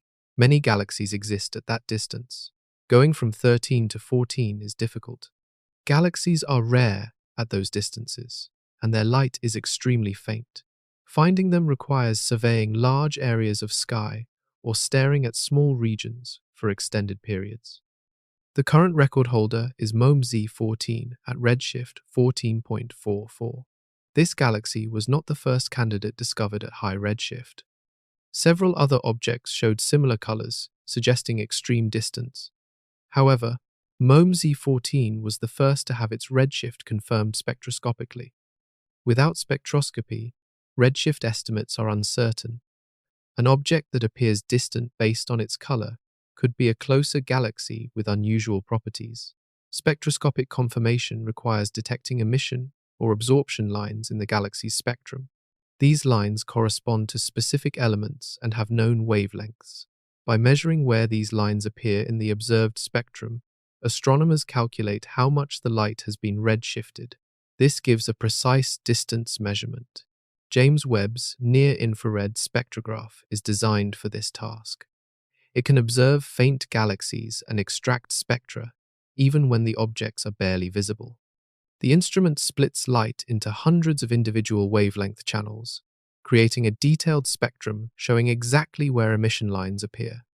Before James Webb, The highest confirmed redshift was around 11 to 13, achieved by Hubble and ground-based telescopes. These galaxies existed about 400 million years after the Big Bang. James Webb has extended the record by roughly 100 million years, reaching back to 280 million years post-Big Bang. Is there a limit to how far we can see? Theoretically, yes. The earliest galaxies must have formed sometime after the first stars ignited, which happened around 150 to 200 million years after the Big Bang. Before that, there were no stars, so no galaxies. James Webb is approaching this limit. Another factor of 2 in distance would put us at the earliest possible galaxies. However, finding those earliest galaxies is challenging. The universe was smaller and denser back then, meaning galaxies were likely smaller and fainter than the ones we have found so far. Detecting them requires longer exposure times and larger survey areas. The Nancy Grace Roman Space Telescope, launching in 2027, will help by surveying much larger areas of sky than James Webb can. Each record-breaking discovery generates excitement and questions. How did galaxies form so quickly? Why are they brighter than expected? What processes enabled rapid star formation in the early universe? Every new galaxy provides data to test theories and refine models. The chase for higher redshifts is not just about records, it is about understanding the universe's infancy. The first galaxies seeded all subsequent structure. They produced the first heavy elements. They ionized the universe. They set the stage for everything that came after. Observing them directly answers fundamental questions about cosmic origins. James Webb will likely continue breaking its own records for years. As more survey data becomes available, astronomers will identify even more distant candidates. Spectroscopic follow-up will confirm or rule out each one. The redshift record will inch upward, approaching the theoretical limit. Eventually, we will reach a point where galaxies simply do not exist farther back. We will be looking at the cosmic dawn itself, the moment when the first stars ignited and light flooded the universe for the first time. That moment is within reach now, just beyond the current observational frontier. James Webb has revealed a universe more complex and dynamic than anyone predicted. Galaxies forming faster, black holes growing larger, structures appearing earlier. Every discovery challenges our models and expands our understanding of cosmic history. What does all this mean for us, for humanity, for our place in this impossibly vast universe? First, it means we are younger than we thought, not individually, but collectively, as a species connected to the cosmos. The atoms in our bodies were forged in stars that lived and died billions of years ago. Those stars formed in galaxies like the ones James Webb observes. The iron in our blood came from supernovas. The carbon in our DNA came from stellar nucleosynthesis. We are made of stardust, literally composed of elements created in the early universe. The discoveries also reveal how special our moment in time is. We live 13.8 billion years after the Big Bang, in a universe that has matured and evolved. The chaotic, violent early universe is long gone. Star formation has slowed. Galaxy mergers have decreased. The universe today is calmer, more structured, more hospitable to life. If we existed during the cosmic dawn, conditions would have been far more extreme. Second, the discoveries emphasize scale. The universe contains trillions of galaxies. Each galaxy contains billions or trillions of stars. Many of those stars have planets. The number of potentially habitable worlds exceeds comprehension. If even a tiny fraction of those worlds develop life, the universe could be teeming with it. We are not special in terms of location or uniqueness. We are one planet among countless others. Yet, we are also unique in our ability to observe and understand the cosmos. No other species on Earth has built telescopes or developed physics. No other known life has deciphered the universe's history or measured its age. Intelligence capable of scientific discovery may be common in the universe, or it may be incredibly rare. We do not know. What we do know is that we have it, and we are using it to explore our origins. Third, the discoveries reveal how much we still do not understand. Dark matter makes up most of the universe's mass, and we have no idea what it is. Dark energy drives cosmic expansion, and we do not know its nature. The Hubble tension suggests our cosmological model is incomplete. Supermassive black holes grow faster than models predict. Galaxies form earlier and brighter than simulations allow. Every answer raises new questions. This is the nature of science. We build models to explain observations. New observations challenge those models. We revise the models, making them more accurate. Then new observations challenge the revised models. The process repeats endlessly. We asymptotically approach truth without ever fully reaching it. Each generation of scientists gets closer, but there is always more to learn. Fourth, the discoveries remind us of our cosmic insignificance. We live on a tiny planet, orbiting an average star in an ordinary galaxy in an unexceptional part of the universe. Our galaxy is one of trillions. Our star is one of hundreds of billions in that galaxy. Earth is one of potentially billions of habitable planets just in the Milky Way. The scale dwarfs us. Yet this insignificance is also liberating. The universe does not revolve around humanity. Cosmic events unfold according to physical laws that do not care about us. Black holes merge. Galaxies collide. Stars explode. These processes happened long before humans existed and will continue long after we are gone. We are observers, witnesses to a grand drama that transcends our existence. Finally, the discoveries inspire wonder. Looking at James Webb images, seeing galaxies billions of light years away, recognizing that we are viewing the universe as it existed in its youth, this provokes a sense of awe that transcends scientific knowledge. It touches something deeper, a recognition of beauty and mystery that goes beyond equations and data. The universe is incomprehensibly large. It is incomprehensibly old. It operates on scales of time and distance that our minds struggle to grasp. Yet we have reached out with our instruments and our intellect, peering across billions of light years to witness the cosmos in its infancy. We have decoded the light from ancient galaxies. We have measured the masses of black holes that formed before Earth existed. We have traced the history of the universe from the Big Bang to the present. This is humanity's greatest achievement, not the construction of cities or the invention of technology, but the understanding of our place in the cosmos. We are small, we are brief, we are insignificant, and yet we are capable of comprehending the universe itself. That paradox defines our existence. We are the universe become conscious of itself, matter organized in a way that allows it to study matter, atoms contemplating atoms. James Webb has shown us a universe stranger and more magnificent than we imagined. It has raised questions we do not yet know how to answer. It has revealed structures we do not yet understand.